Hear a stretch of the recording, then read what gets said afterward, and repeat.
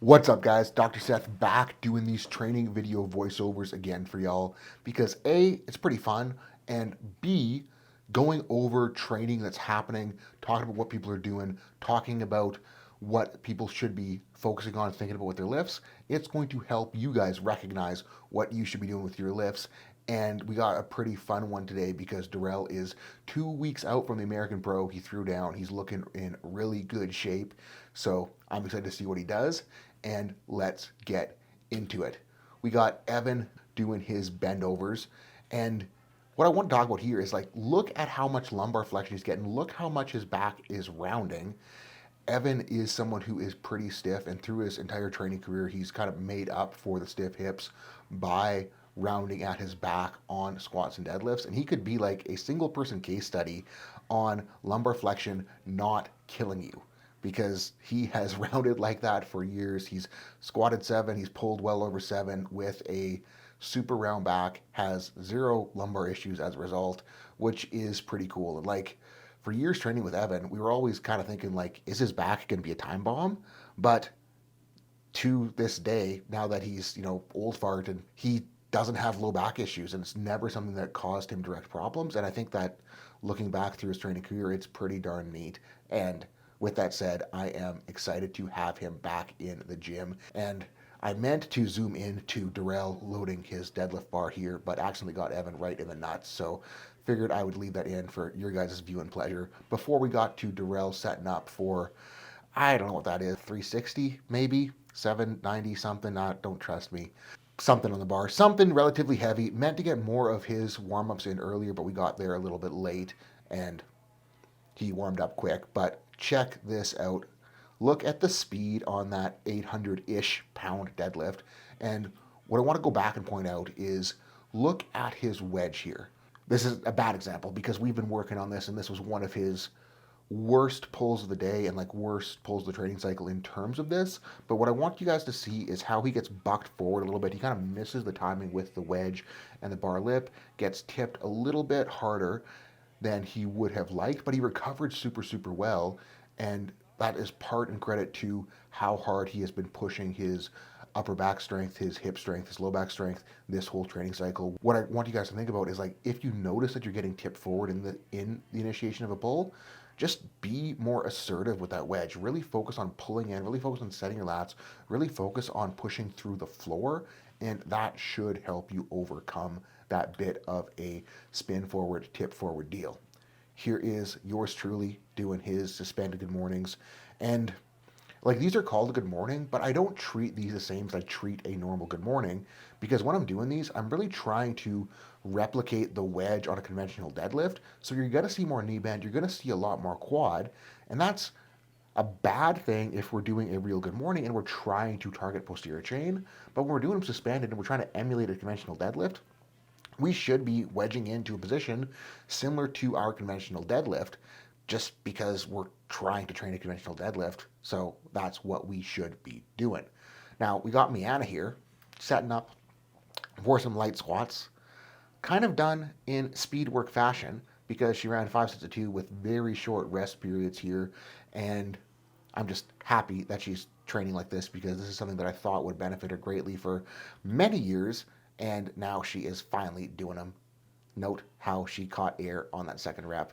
Bar speed is looking spiffy, and took a nice little shot of 400 kilos loaded on that bar there. I made sure I knew what this one was because it's significant. Got Darrell, Big D. I don't know if people call him that. I just thought that's something that he could be called. So we're sticking with that now. If you see him in person, refer to him as Big D. That no more Darrell. That is all we got now. I had to trim so much out of this setup because it is the world's longest deadlift setup.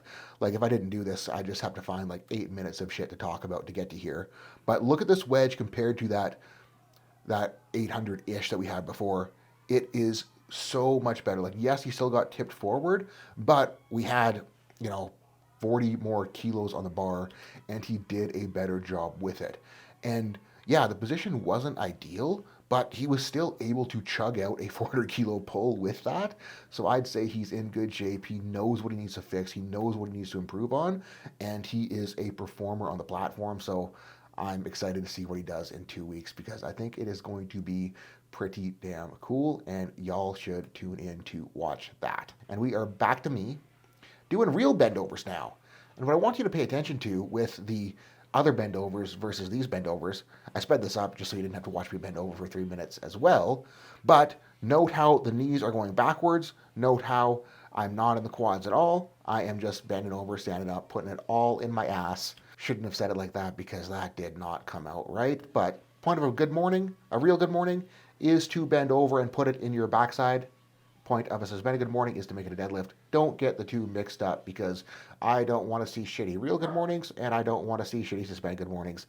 They should be done different because they got different purposes. Got Sam here, and what I want to talk about here is this is a deficit deadlift, right? She is pulling from 3 inches above or below, above, her feet are above, her hands are below her normal start position.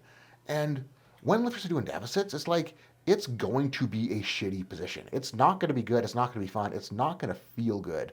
But what we want to do with that is be as assertive as we can in setting up and really use it to enhance our ability to find upper back and find legs off the floor.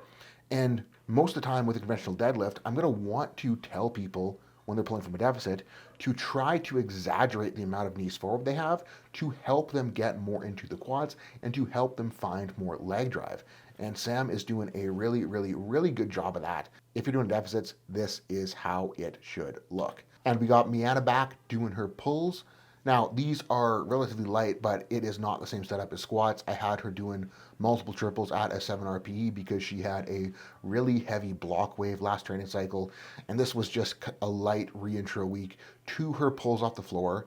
And like based on how good this looks and based on where her 7 set was, like this is 331 on the bar, she is doing a phenomenal job of wedging in and like getting what she did on those block pulls. Like a block pull is going to be less leg drive, more back, just because we're higher up, we should have less knee bend, we should be in a similar hip position. But she was doing a really good job of taking the back stimulus that she got from those block pulls, pulling in hard, making her wedge look super assertive so that she could finish out with a very, very, very smooth, very strong lockout. And like this is exactly how I wanted these to look. If you are a stubby little midget like Mianna, check out her deadlift because this is a very good example of how a little tiny short-limbed lifter should be doing her. And we are finishing out with more of the bend overs from myself. Thank y'all so much for watching this. TSE people, if you want to be featured in one of these, let me know and it'll be easy enough to point the camera at yourself. And if the camera is in there, feel free to point it at yourself and I'll be like, oh, surprise, there's so-and-so doing something. And we will either make fun of you, we'll try to help you, or we'll just say good job, whatever is most appropriate for what you are doing. So thank y'all again for watching. And just an update on the Fix Your Elbow Pain webinar that was supposed to be this next Monday.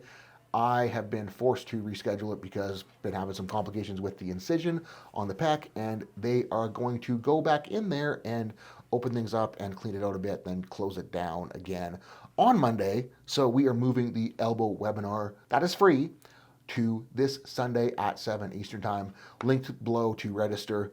Should have sent out Zoom links today. So if you already registered and did not get one, let me know, shoot me a message, and we will be able to sort that out for you. Hop on, it's going to be good.